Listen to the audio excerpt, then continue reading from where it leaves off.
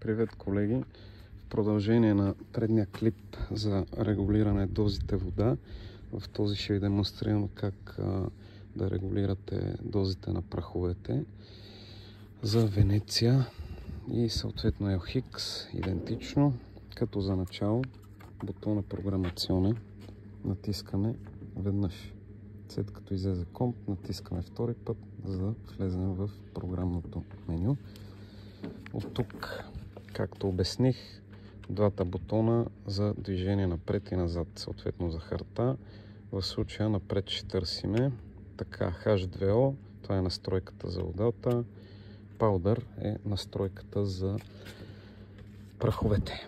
Така, за да влеземе в настройката на праховете, потвърждаваме с бутона втория под за харта, при мен е мокачино, и тук вече имаме опциите за напитки. Първа и втора, съответно на този етап не ви интересуват. Тук започваме с съответно късото кафе. Като влеземе с потвърждение за влезем в самата настройка, виждаме, че е 4 нули, понеже кафето минава през мелачката, няма разтворими пудри и така нататък. Връщаме се назад пак с бутона мокачино и преминаваме напред в избора на напитки.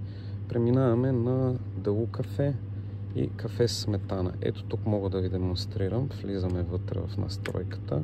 Съответно имаме 30 пункта. Това е сметаната, която ще се разтвори съответно в кафето. Тъй като няма табличен вид, както е на спациото в предните клипове за перфектни стойности, тук вече трябва да си ги нагаждате сами, съответно като потвърдите отново с бутона мокачино, грешка, с бутона чай, започва да премига и тук вече може с тези два бутона да си регулирате стойностите нагоре, надолу, повече прахове, по-малко и така нататък. С бутона мокачино потвърждаваме, пак потвърждаваме и вече влизам отново в избора на напитки. Това е.